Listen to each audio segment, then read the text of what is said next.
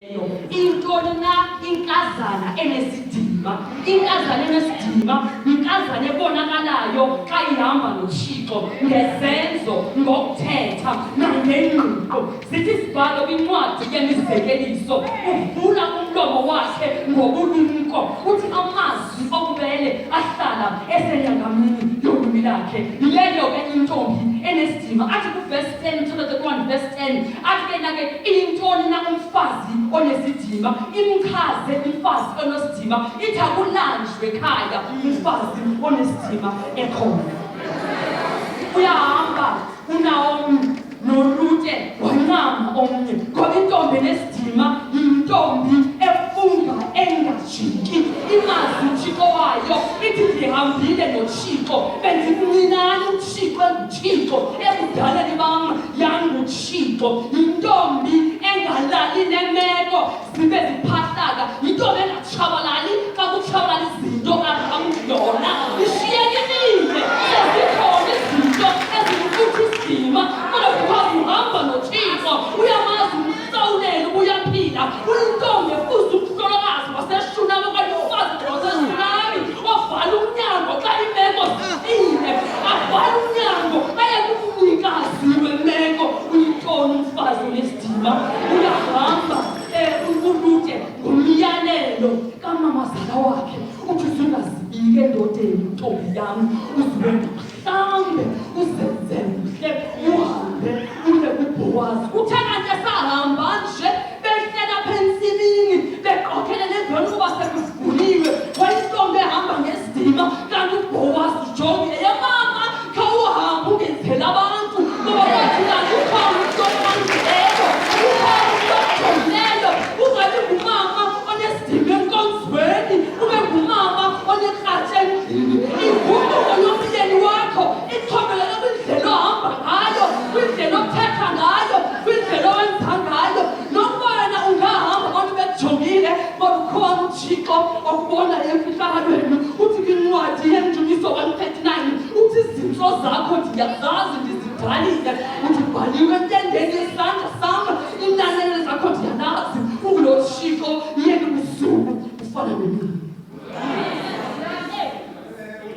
Intombi wesidima siyengxaki eMzantsi Afrika yomama abajula amatye amakhulu abangomama.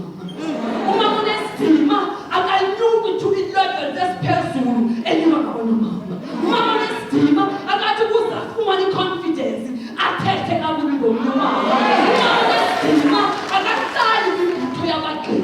Umama onesidima umama nje uhleli nje uvuza iziqhamo season nesizini, awakha amagqabi aqinile, because umama onesidima ungumama omiliselwe ngasemjelweni wamanzi, umama ufuza season nesizini. Umama onesidima umama ongasukiyo ediliyeni okuYesu Kristu, uyahlala athi nga kuYesu Kristu, kuba uYesu Kristu ukhuphile umyalelo, uthi abide in me and me in you.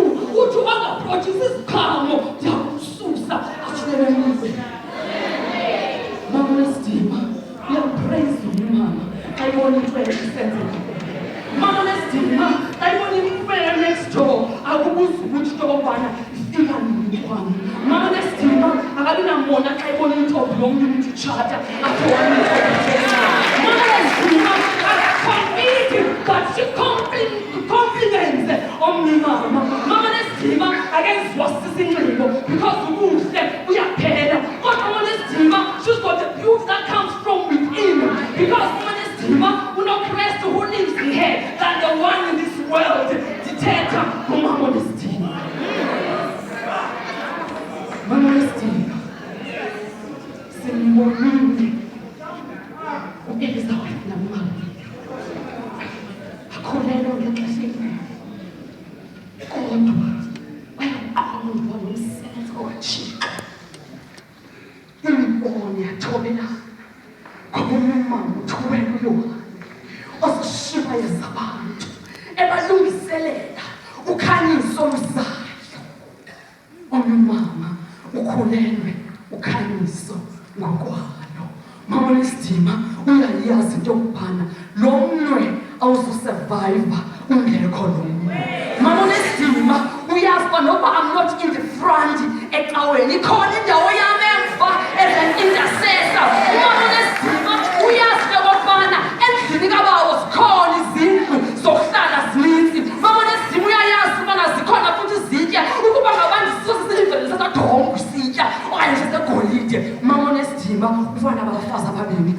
waxhumusana.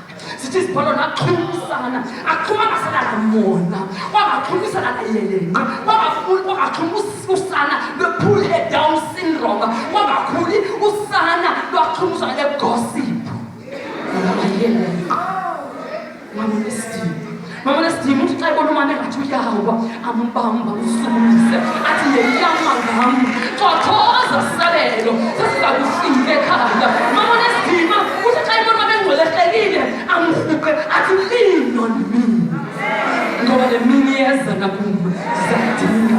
Zithi izibhalo le mibono yathobelana ngoku-Elizabeth wayazi ubana umali yumbithi ukhulelwe uMesiya umsindisi onguYesu Kristu. Yathobelana imimoya. Cinga ke mama wam uba ngaba umama u-Elizabeth wayemhlukumezile uMariya okanye uMariya ahlukumeze u-Elizabeth ke zaphuma ezo zisu zangazaliseki isiprofetho. Wayezawubhaptizwa ngubani uYesu Kristu uba sasephuma isisu sika-Elizabeth.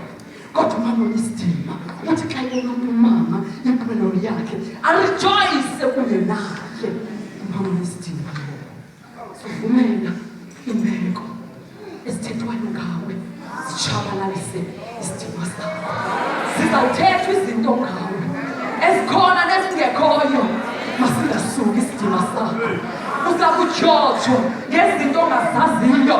Suphulukana nesidima sakho futhi nazababonisa uba ndiyintombi kabani. Zambeka phaa lo Yesu lowo. Ziyayikhulula yam mfumthi ibeke phaa ndiyintombi kazibani. Ntombi enesidima iyayigadi into ethethayo. Ntombi enesidima iyazi into okokubana amandla okufa nokuphila asengcakamini yolwimi lami. Ntombi enesidima ikhupha imisikelelo kwintsapho yayo. Lo mntwana sengenzi kakuhle esikolweni noba seyisithi drugs noba seyisithini kodwa in secret uhlala kwicloset yakho ubiza umaxhoba yakhawuleza uthi uzawuphosa kuwe Thixo ngoba ndiyazi into okokubana unguThixo kwizikhungo, unguThixo phendula imithandazo. Siza kulinda kuwe. Mama onesidima akapheniki uyahlala and wait silently upon the Lord.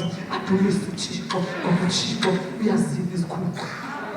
Mama onesidima sitshabalala nemeko ezitshabalalisa izinto ecaleni kwakho. Mama onesidima yazi ngokubana ukhonza uYesu Kristu usolisa imimoya. Seyikhona imimoya iphakama ikuvukela kodwa yazi into okokubana ungumama onesidima, ungumama ongahambi yedwa, uhamba namaxhaba ayakhawuleza, uhamba nenyangeni ebihla, uhamba noThixo onesidima osebuqaqambini.